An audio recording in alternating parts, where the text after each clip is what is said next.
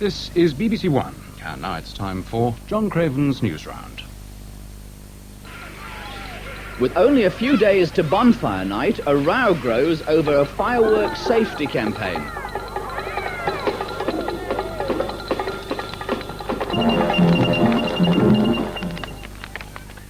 Hello again. A cartoon poster warning people of the dangers of fireworks has started a storm of protest.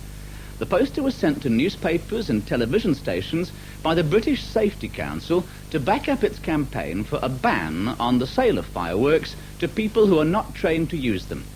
The cartoon strip shows soldiers in hospital recovering from injuries they received in the Falklands War and compares them to children lying in hospital with firework injuries. Paul reports. This is the comic-style cartoon strip issued just days before bonfire night. It shows the Prime Minister, Mrs. Margaret Thatcher, sending troops into battle and a British warship exploding. Below, a mother sends her children into the garden on their own with armfuls of fireworks. In both cases, the results are the same. The soldiers in hospital recovering from burns, and the children in hospital too with burns from fireworks. The poster has angered many people, and there have been calls for it to be banned. Many of the families who lost relatives and friends in the Falklands War are said to be upset at the cartoon. They said it was disgusting and showed no respect for the men who fought in the war. And the Minister for the Armed Forces, Mr. Peter Blaker, said it is in bad taste and should be withdrawn immediately. But today, the Director of the British Safety Council, Mr. James Tighe, refused to withdraw the cartoon and said that not enough people are worried about the injuries fireworks can cause. Last year, over 600 people were rushed to hospital with firework injuries, many of them young people. That's a rise of over 150 from the previous year. The British Safety Council want a ban on the sale of fireworks to people who aren't trained to use them. And as they pointed out to me today, fireworks are explosives.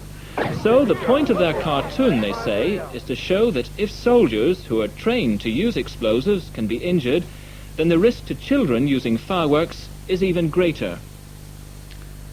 Plans have been unveiled today for a new attempt on the world water speed record. The present record, held by an Australian, is 317 miles an hour. Next spring, a Manchester businessman, Mr. Tony Fay, will try to go faster on the same stretch of water where Sir Donald Campbell died during a record attempt in his famous boat Bluebird in 1967. Tony Fay will go to Coniston Water in the Lake District next week with his boat Alton Towers to prepare for the attempt. David Davis reports. The unveiling of Britain's latest challenger for the world record took place inside a Manchester factory. The boat, powered by a Rolls-Royce jet engine, is shorter and lighter than Donald Campbell's famous Bluebird, but Alton Towers hasn't yet proved it can even float. Its engineers, though, who are more used to refurbishing antique cars, are confident their boat can smash the world record. As is Tony Fay, who'll be in the cockpit. He's been undeterred by broken legs and a damaged spine in speedboat accidents, and by the fate of Donald Campbell. I've looked at that crash, and I've looked at other drivers throughout the world that's died for this particular record. And one thing this boat has got is probably it is the most safest boat in the world. What with a braking system that's never been used before, a cockpit that is completely encased, that if there is something that goes wrong, that the safety there is worth the risk. Beside Lake Coniston, at the hotel which Donald Campbell used as his headquarters, the arrival of Tony Fay and his team is awaited with eager anticipation. In the hotel bar, memories of that last ill-fated attempt here at the world record live on, even after almost 16 years. Now the calm of Lake Coniston is to be disturbed again, and it's hoped history made within the next few months. Meanwhile, in America, last-minute preparations are going on for a British attempt on the world land speed record. Richard Noble, in his jet-powered car Thrust 2, hopes to break the American-held record later this week at Black Rock Desert in Nevada. The record is 622 miles an hour, and Richard hopes Thrust 2 will reach 650 miles an hour. After the violent crowd scenes during their match last weekend, Leeds United Football Club said today they'll take action against their rowdy fans. In future, the second division club will close any section of their Elland Road ground where there's trouble. Hooligans who are convicted by the courts will be banned from the ground for life, and photographs taken of troublemakers will be kept by the turnstiles so they can be spotted and not allowed in. Leeds United are facing an investigation by the Football Association after some of their fans rioted during last Saturday's game against Newcastle United. Britain's fourth television channel went on the air just under half an hour ago. The Welsh fourth channel started yesterday, but this is how the new Channel 4 began for the rest of the country.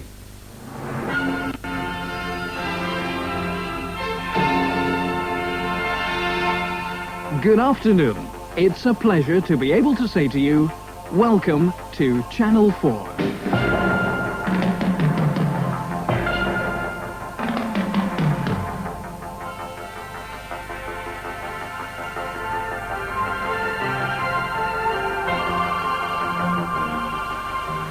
Channel 4's huge new transmitters are able to broadcast programs to most of the country, but there are a few scattered places that will have to wait until next year to tune in. Behind the scenes, the ITV companies have been working against the clock to be ready for today's big launch.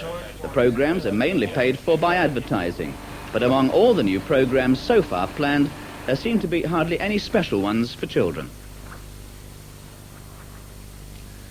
There were fresh fears today that a group of 15 whales, which were trapped for a while in shallow coastal waters yesterday, might once again become stranded. They were sighted this morning dangerously close to mud banks near Hull Beach in the Wash, but they're now thought to have swum safely back to the open sea. Over the weekend, animal rescuers managed to coax a group of whales, possibly the same ones, back to sea after they got stranded by a low tide. But since then, the whales have continued to return, putting themselves in danger. At least 15 whales were beached on the Wash's mudflats and died. But now it seems the efforts of the animal rescuers have paid off, and hopefully the creatures are back in the open sea. The 5 members of the pop group Musical Youth went back to school in Birmingham today. They've spent the last few weeks touring Britain and Europe since their song Pass the Dutchie became a #1 hit. Well, now the boys will have to settle down to some ordinary schoolwork, as Grant Mansfield now reports. Even superstars must go to school, and when the average age of your group is only 13, not even a #1 hit and record sales approaching 1 million can change that. So today, Duddeston Manor School in Birmingham welcomed back its famous 5 at a special assembly. Despite some reservations about more absences if the group's success continues, teachers are confident the boys will quickly settle down to their studies again. But with their second single due to be released next week, it's going to be very hard indeed to keep Musical Youth away from the glare of publicity. And finally tonight, the lovable-looking panda wasn't quite so appealing 10,000 years ago. Reports from China say that archaeologists have found the well-preserved fossil of a giant panda which roamed southern China all those centuries ago. And it had a large chin and great big teeth, more like fangs, that made it seem far from cuddly. So the panda is one creature that's definitely improved with time. And that's all tonight. See you again about the same time tomorrow. Until then, bye-bye.